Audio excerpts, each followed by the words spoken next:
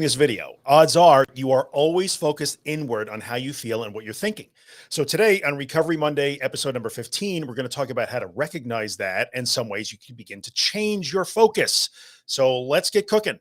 All right, guys, there's my little 15-second intro for Instagram so that people watching on my Instagram stories get like a really slick intro. Look at me go. And let's get into it. So I'm going to put the chat overlay up when you guys pop in. Just say hello. Let me know that everything's working. Everything seems to be working just fine. We have no technical issues today. Thank the gods of technology. So I will remind you all, hey, what's up? Welcome. If you're coming from the Facebook group, just know that I'm not going to see your name. I'm only going to see Facebook user. Sorry about that. That's just the way Restream does it.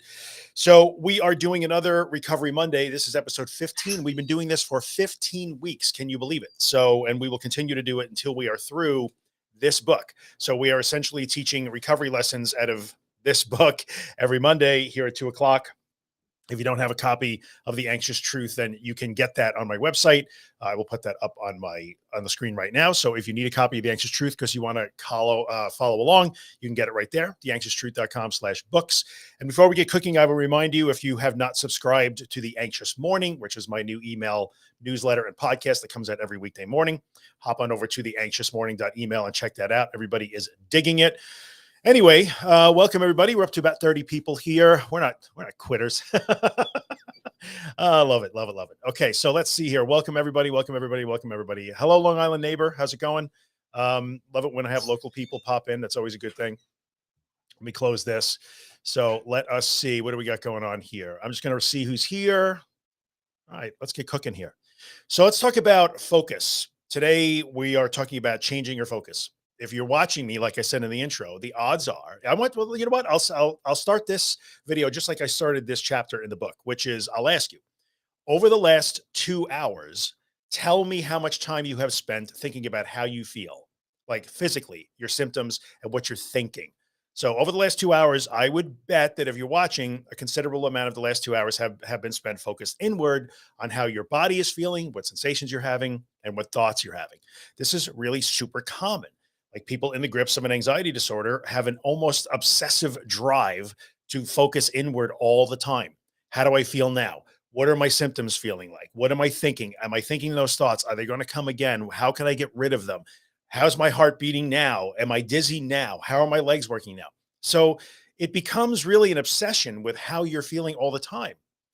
And instead of focusing on life and the world, like, non-anxious people do, we focus on ourselves all the time. How am I feeling now? How am I feeling? How am I going to feel? So this is really common. If you're stuck in this, don't sweat it because everybody gets stuck in that. I used to be stuck on it too. I used to spend all my time poking and prodding and checking my pulse and just all the time. I was just always scanning to see, was there any new symptom? How was I feeling now? What was going on? I was always aware of what I was thinking. Should I be thinking this now? What can I think differently? What can I do? What can I do? So it's just relentless drive to always focus inward. One of the podcast episodes I did, I don't even know when, was about, it was actually called Stop Checking In With Yourself. So I want to address that for just a second before I go on. This isn't a long topic, so I'm going to go for another few minutes and then we'll start taking some questions here. But one of the podcast episodes I did was called Stop Checking In With Yourself, because one of the generic mental health bits of advice that you get online, especially from people that are coming from like that healing space. I'm going to use air quotes. I'm not trying to diss the healing people. I get there's value to healing too, but especially when people who approach this as an emotional healing or spiritual healing kind of thing, often you'll hear, check in with yourself. What is your anxiety telling you? That is awful, awful, awful advice for people like us. I'm not saying it's universally bad advice, but when you get told, do the check-in, take 5 minutes and check in with yourself to see what you need, that advice is not for us. When you get better, you can use the self check-in. I know people swear by it. You got to take care of your emotional health. You got to take care of yourself. I'm with you on all those things. But when you are stuck because you can't not check in, you're always checking in. Being told that the check-in is good for you is terrible advice. So if you have heard that advice, because yes, check in with yourself. What do you need? What do you need to see what your anxiety is telling you? If that has thrown you for a loop, then don't sweat it because it was going to throw you for a loop. You're not broken if that's not working for you, right? So let's talk about you're always focused inward. And one of the ways that that expresses is that you will take everything that happens in the universe, everything from like a dog, the neighbor's dog is barking, something is up with your kids, there's a big project at work. Let's see, a dinner plan just got canceled, the pizza delivery guy is late. Anything that happens in the world, there's a supernova in a galaxy, 72 billion light years away. Um, Everything that happens in the universe, you will internalize and ask yourself, okay, how will this make me feel? Is this going to trigger my anxiety? Will this make my anxiety worse? Will this make my anxiety through the roof? Now, this may be things that you are personally involved with, like how am I sleeping? What did I eat? What do I have to do today? Do I have to leave the house? How will this make me feel? And then everything else in the world also becomes about how will this make me feel?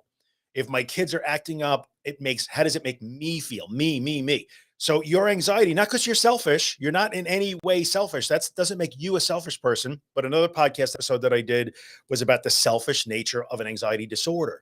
So the disorder is selfish, you are not. But part of internal focus is to recognize that you may be internalizing everything to see how it's going to make you feel in relation to your anxiety. And you will also evaluate future events. This is where anticipatory anxiety comes in.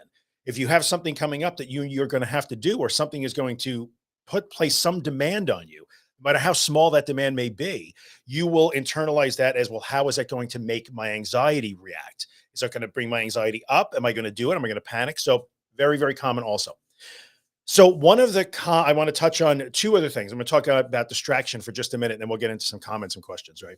One of the ways, and by the way, I wrote about this in a lot of details. There's much more detail in the chapter in the book than I can go through in a video. So one of the common ways that people try to get out of that constant inward focus and checking and evaluating is by distracting. And I'm going to flat out say, like, distraction works. Like, distraction, it gets a bad rap, but it works. The reason why I give it a bum rap, and the reason why people who sound like me and talk like me about these things will give it a bum rap, is because it does work, but it reinforces the wrong lesson. So people who will run immediately to, I have to call my safe person, I have to snap a rubber band, I have to top pop a pill, I have to sniff a scent or an oil or whatever it happens to be. Distraction. I got to get my coloring book and start to color, or I immediately start. I know people who will do things like I count backwards by 3 from 100. I count prime numbers. I've heard all of these things, right? Distraction will work temporarily, right? It will work temporarily. So distraction might get you out of your head for that minute, but the lesson that it taught you is, I must run away from this. So I must get a coloring books for a while. I don't know if you guys are still into coloring. Who still, raise their hands if you enjoy the coloring thing. For a while, adult coloring books for anxiety, like that was typically, these are adult coloring books for anxiety, were all the rage. That goes back a few years. Everybody was talking about their coloring books. Now, look, if you like to color, there's nothing wrong with that. Like, I'm a fan of coloring. If you dig coloring because it's relaxing and it's a hobby, and you like to be creative, then knock yourself out, color. But I remember when coloring books were, everybody was talking about their coloring books. And I know people that literally ran to the coloring books. They would travel around with their coloring books and markers or crayons or colored pencils. I know people that I know women that bought bigger purses. I'm not kidding, bought bigger purses so that they could carry around their coloring books and their colored pencils. Because if panic hit, no matter what they were doing, or they started anxiety rising, they would feel like, oh, I got to get out my coloring book and start to color. Now, why does that work? It gets you out of your head. So it's a good example of why getting out of your head and changing your focus outward is what we want to do, because you may get some temporary relief that way. Except if you're coloring at 1 p.m. because you try to stave off panic, really by 1:45, it's going to happen again. You're going to need the coloring up again. Right. So that's kind of the way that works. So that's why we don't want to use distraction, because distraction is temporary relief that doesn't actually teach us anything. Right. So what does work? How do we want to work on changing our focus? Well, first thing we want to do is we want to recognize the problem, which is what we're talking about now. So recognize what's going on. Catch yourself when you're doing these things, like, oh yeah, I'm doing that thing again, right? And that's okay. You can do that. I'm doing that thing again. I got to work on this. Okay, so I recognize that I'm doing it. Now, what can we do? Essentially, this is changing your focus is pretty much the process of kind of turning your back on the thing that you fear. So when the fear is these thoughts mean I'm going to go insane, or I'm going to have a psychotic break, or I may be having a heart attack, or my blood pressure is too high and I might have a stroke, whatever it is that you are fearing. I'm going to lose control. I can't handle this. This might never end. I'll have that never ending magic panic attack. That doesn't exist, by the way. Whatever that fear is, you have to kind of turn your back on that and say, well, I can't really scan for that. If I feel like I should be scanning for that, I should be evaluating my state to see if that's coming to get me. I should be having inner dialogue to try and stave that off and prove it to be untrue.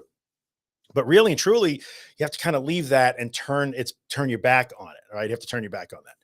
So that's what that looks like. It's really uncomfortable and it will feel wrong and it will feel like, "Oh, this is not right. I'm supposed to be protecting against that." But changing your focus literally means, first thing I know is that I have to just turn my back and leave that fear unanswered.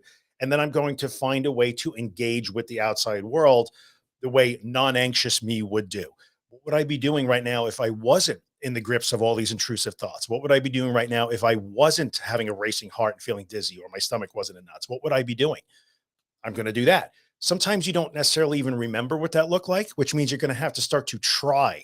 You're going to have to try different things. Guess I'll make lunch. I guess I'll take a walk. I guess I'll read a book. I guess I'll brush the dog. I guess I'll wash my car. I guess I'll send some emails.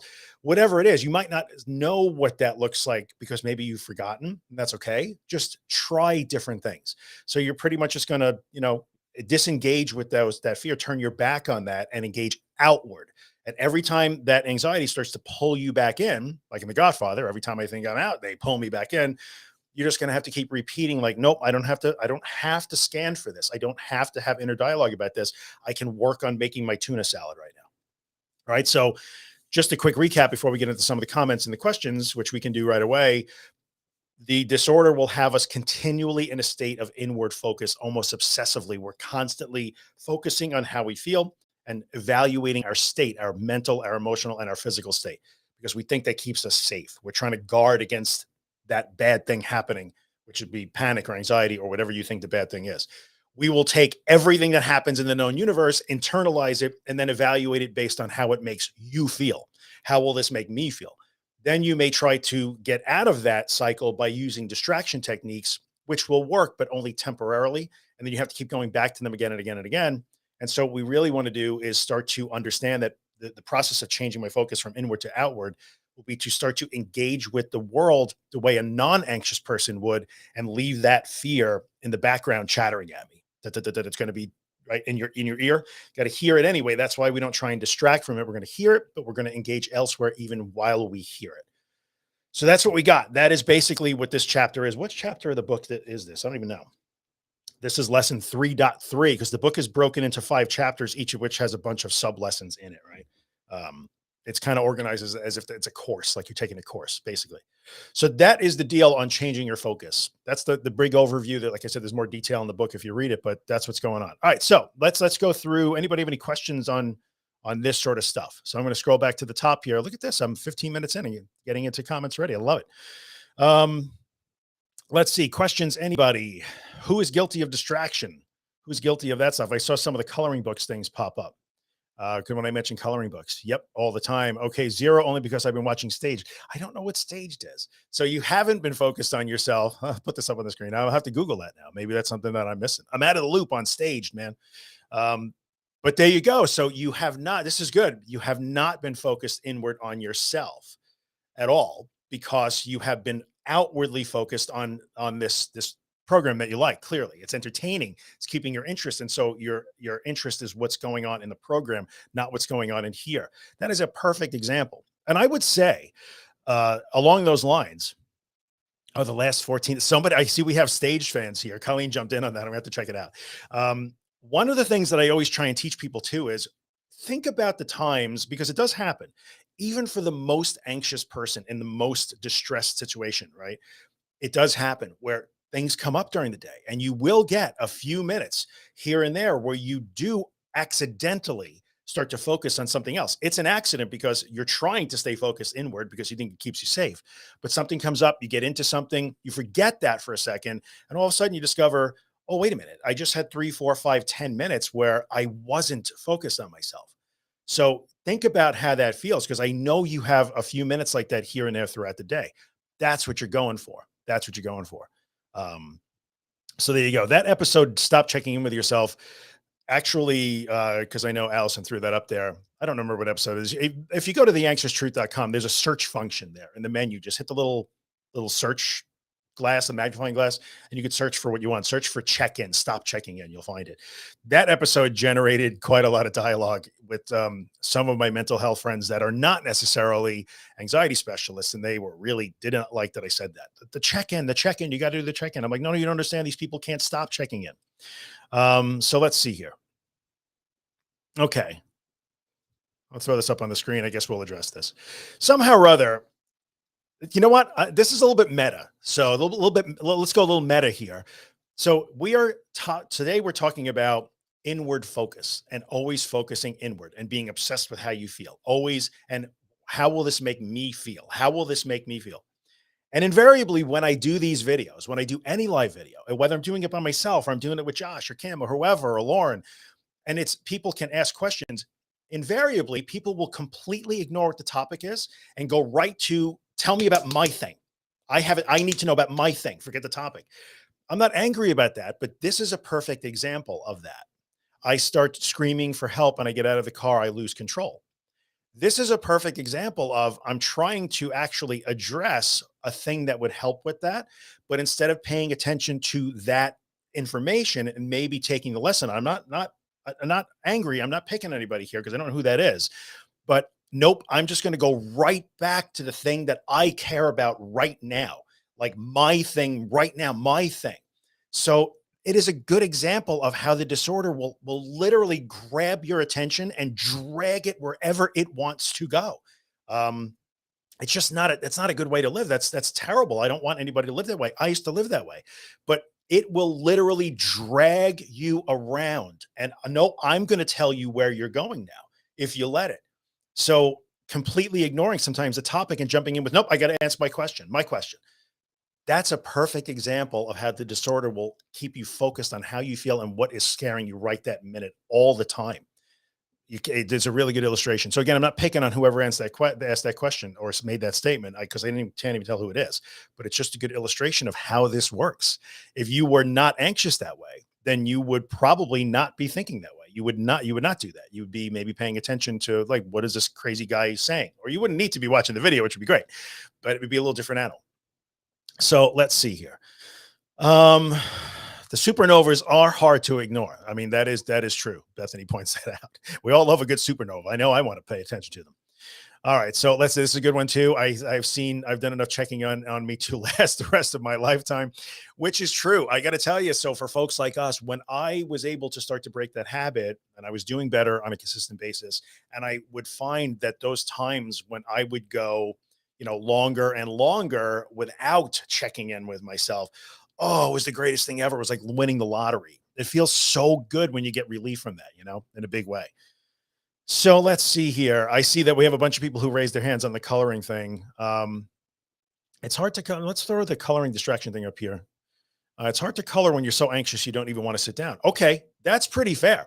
So Bethany, thank you for making that comment, because the coloring books were super popular, but I do get that sometimes finding a distraction can be really hard because you don't even know what to do with yourself. So even if you want to distract, which we would say is maybe not the most productive response, in the beginning, I can understand it, but you start to learn not to do it. Finding an effective distraction when you just don't even know what to do and you're just trying to get away from yourself can be difficult. So thank you for bringing that up. Let's put this up on the screen. I will address this. Okay. I know this is not on topic, but that's okay. I'm going to address this. So listen, brother, I know that you think you have transmitted your anxiety to your daughter. I know that you are terrified that you have somehow given your anxiety problem to your daughter. First thing I want to tell you is, number one, you didn't do that. You cannot transmit it. Anxiety is not contagious. So I know that on a logical level, but on an emotional level, I know, dude, that you are terrified that you have somehow accidentally transmitted your anxiety to your daughter. You did not do that. You are off the hook on this. And I know that a lot of the concerns that you have are based on the fact that you should not feel this way. This is a defect. Why can't you get this? I'm not getting it right. I know there's some issues that come up recurring like that. And that's going to make you feel even worse. That not only are you failing because you are anxious, but now you are failing because you transmitted your anxiety to your daughter. You did not do that. You did not transmit anything to any member of your family. Okay. So, first of all, huge kudos to you and a fist bump for caring so much. Thank you for being a good dad. So good. I'm glad that she's listening. The thing that you can do to help your daughter is to help her understand. And if you're listening, welcome, hello, that none of what you're feeling is dangerous right now. And right now, you are surrounded by 66 other people watching this video with you from all around the world that absolutely 100% understand how it feels when you have all those scary anxiety symptoms and sensations, and your stomach is in knots, and you get sick to your stomach, and it seems so terrifying, and you just want to be saved. You're okay. You're really okay. We all understand how that feels. So you're just going to have to really start to understand that sometimes life stresses us out and makes us feel a certain way. Sometimes things trigger this sort of stuff, but we don't have to call the anxiety itself a disaster, even though I know that it's really super scary. And when it's new to you, you don't know what to do with it.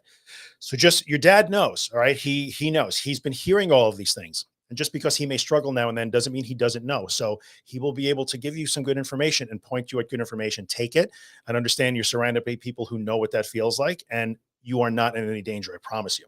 All right. So there you go. I hope that helps, brother. But again, you're not responsible for this.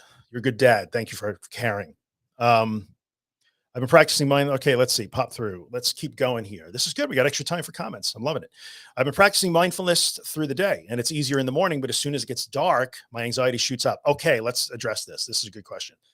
So, what's the difference between mindfulness in the afternoon and mindfulness at night? Well, the clock, it's dark. Like it's dark half the time on the planet. That's the way it happens.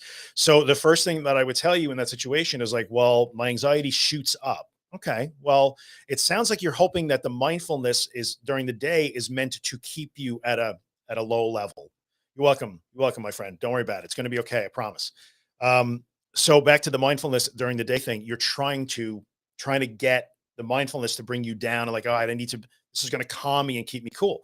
And then somehow or other, you've decided, well, nighttime is a different animal. The mindfulness doesn't work and my anxiety goes up. But really and truly, sometimes that's a function of I'm hoping that my mindfulness activity during the day will keep me at this calm level. I'm trying to hold my anxiety at bay through mindfulness. When really, mindfulness is meant to get you through it, not to keep it at bay.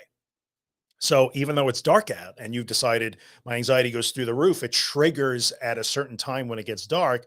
Number one, you're anticipating that and you don't like when it happens.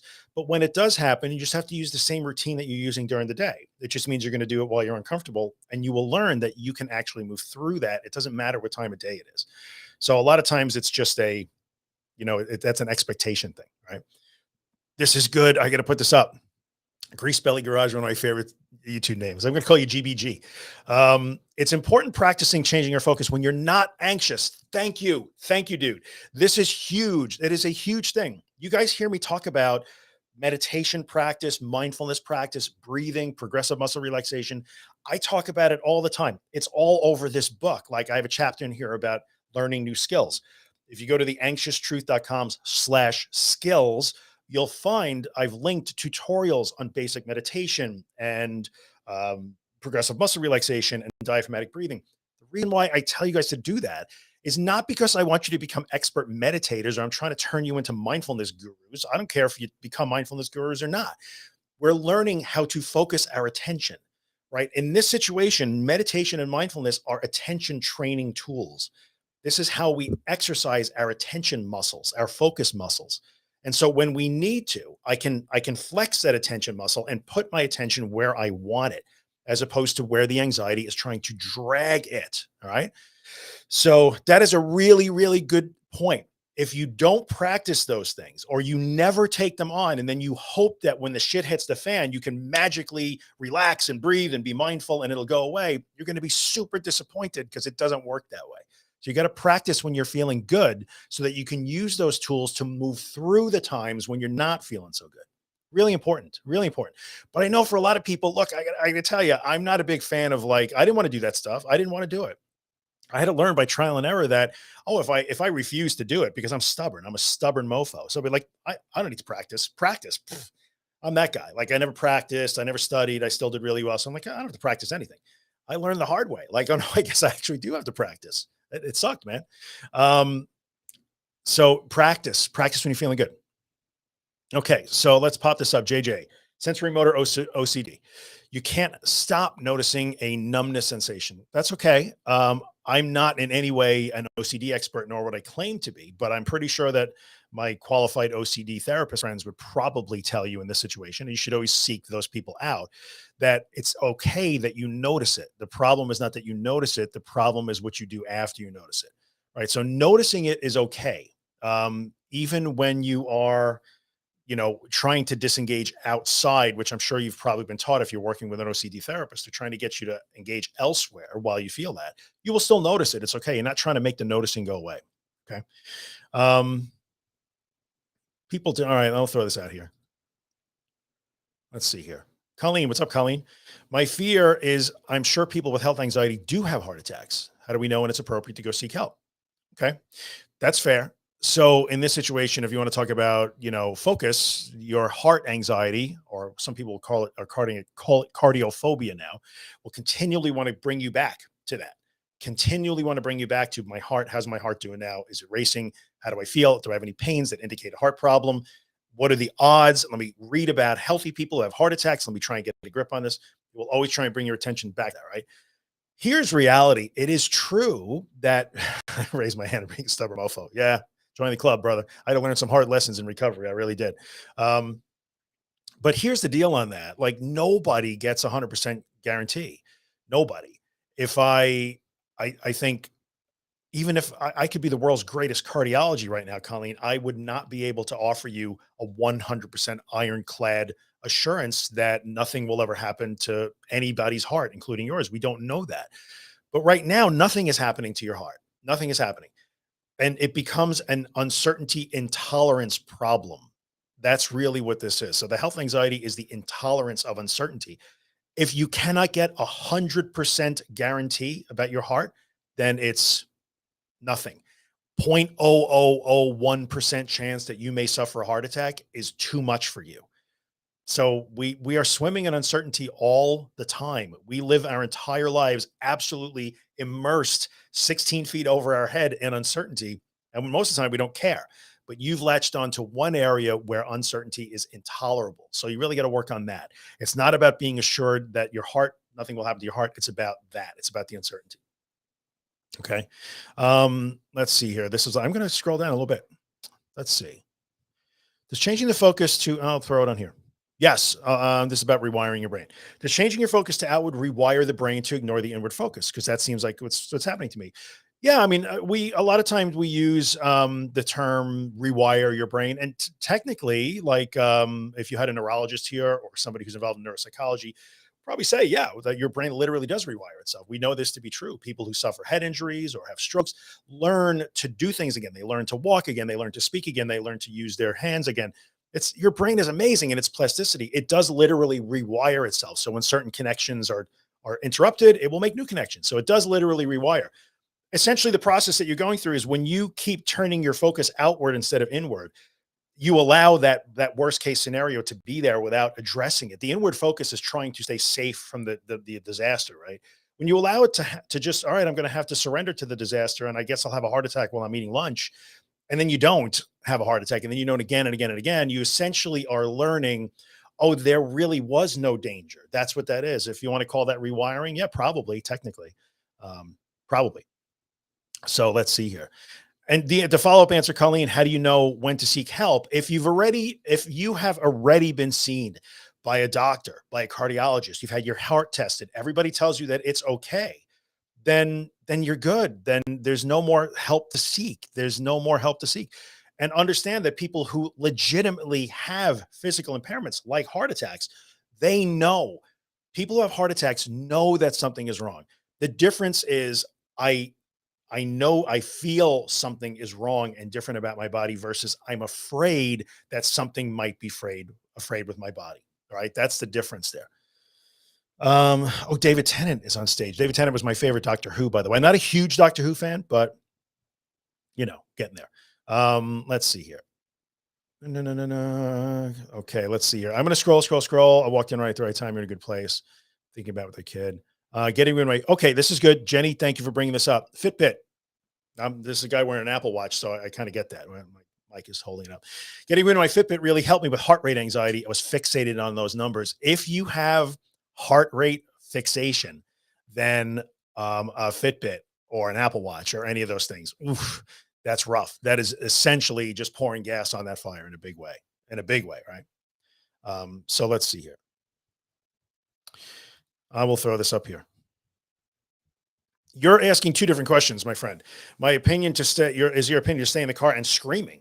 Well, that's a different opinion. That's a different topic than this. You're talking about what to happen, what to do when you panic. You this is going to be unpopular, but I got to tell you anyway because you need to hear this.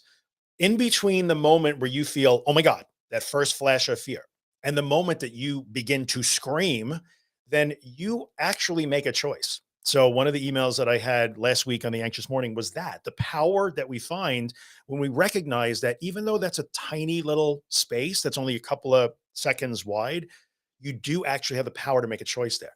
So you choose to begin screaming at your panic. I understand that that is real fear. I'm not invalidating the fear, but you have to understand that you may initially have that reaction, but we get to decide if we continue that reaction or not. So you're talking about what to do when you panic in the car. And the answer would be, first of all, recognize that you do not have to scream. You don't have to do that. You will have that initial reaction. You can't stop that. That's okay. It's not wrong. But you don't have to go into, I'm going to scream and lose control and flail about. You don't have to do that. So you have to see what it looks like when you don't do that. You're doing that because you think that's somehow going to save you, or that's an escape in some way, shape, or form. So you don't have to do that. Um, you can't changing your focus. This is a little different animal. I'm talking about focus in general. Focus during a panic attack. Yeah, you have to put your focus back out of that. It's really hard during the panic attack. That's why I was talking earlier about practicing that before it happens. But a little different animal doesn't necessarily apply, but generally, yes, your panic is telling you you got to start screaming and crying and flailing and doing all those things when and truly you don't have to do that. You don't. Um, let's see. I'm going to scroll down a little bit more. Uh, Okay, I'll answer this one really quickly. Again, I don't want to get too much into the mechanics of OCD because that wouldn't be fair to you guys. But can it turn into avoid? What I always hear from some very smart people is that when you're dealing with OCD, you have to be careful that your coping tools don't become compulsions, right? So sometimes that becomes a concern. So you kind of you want it to look as organic as you can, as much as like life as you can, being mindful of the fact that if you start to make it a compulsive thing, oh, every time I have this thought, I have to do this activity, that could be something to look out for. So you got to be careful about that. It's not avoidance. People think that like, well, if I focus away from the fear, then I'm avoiding the fear. No, no, that fear is still there, right? So what I would say is whether it's a sensation that you're fixated on, whether it's a thought or some other panic sensation or an anxiety sensation, it's not avoidance to focus away from it because you still fear it. You're not running away from it. You're still afraid, right? That's not avoidance at all. That's not avoidance at all.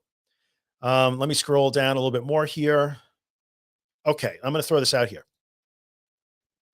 Both of my parents were big worriers, so I did get my anxiety from being raised in an anxious environment. You were shown cues that say, I should worry, but worry is not the same as somebody who develops an anxiety disorder. So it's important to understand the difference here. Did that contribute to the way you generally see the world and respond to it? It totally did. I'm not denying that. But your parents do not pass along to you an anxiety disorder. They may teach you certain ways to relate to the world, which may tend you toward the interpretations that lead to an anxiety disorder. But it's really important that we draw a distinction here because many people come from households where there are anxious parents or parents that are excessive worriers that do not develop anxiety disorders. So does it play a role? It totally does. We don't want to discount that, or I'm not going to invalidate that, but just be careful about just saying, well, my parents taught me to panic and run from it. They didn't. They taught you to maybe be more fearful of the world, but that's a thing that you can work on. You can work on that. All right. Hope that helps. Renee, I'm going to do a couple more because we're at 35 minutes and I got to get cooking. But what exactly is mindfulness? This is an easy answer. People sometimes think that mindfulness is a very magical, spiritual, esoteric, new agey kind of state that you get into. It is not. Mindfulness is nothing more than paying attention without judgment. That's it. That's all mindfulness is. So mindfulness would be when I drink out of my Snoopy mug here, I I pay attention. You're welcome, Carol. No worries. I pay attention to the mug in my hand. I pay attention to how it feels. It's cold because there's cold water in it right now. I pay attention to the grip. I pay attention to how it feels as I drink, the sip, how it feels going down. That's all it is. Mindfulness is just paying attention without judging what you're paying attention to and without judging your ability to pay attention. That's important too. So mindfulness is purely just the act of paying attention. That's all it is, directing your attention somewhere and learning to keep it there and being non-judgmental about what it is and how you're doing with your mindfulness. Right. Really important because sometimes people get into that like, oh, I'm not good at this. I suck. I'm not good at it. I'm getting it wrong. Now, if you're paying attention, we all get it wrong. Like we're not good at that. Humans are not meant to pay attention that way. We suck at it. Like we're really bad at it. I meditate every damn day, most of the time, and I still suck at it. Like I try and maintain my focus on. For me, it's my breath when I meditate. Sometimes it's other things, but my mind will wander. So we're all terrible at it. Don't judge yourself for that. All right. So let's see here. So I'll follow up on this one. Then I'm going to kind of end it because I can't get to everything today. Sorry, guys. It is when you stay in the present. Okay, that part is true. If you're paying attention, then by definition, you will be in the present. Now, the act of slowing down, and when I wrote 7% Slower, my most recent book, 7% Slower, believe it or not, is a mindfulness manual.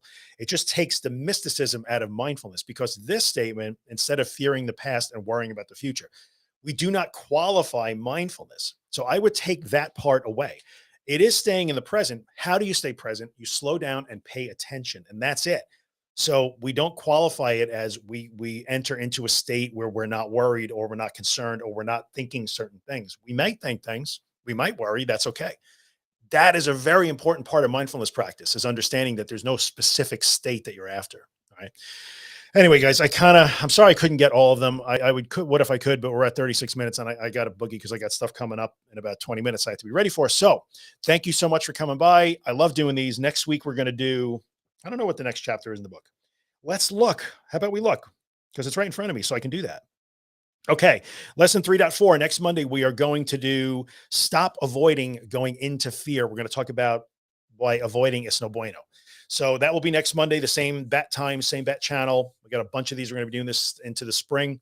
What else? We'll remind you again. Let me do some shameless plugs before I go because that's what I do now. I'm getting good at the shameless plugs. I've learned.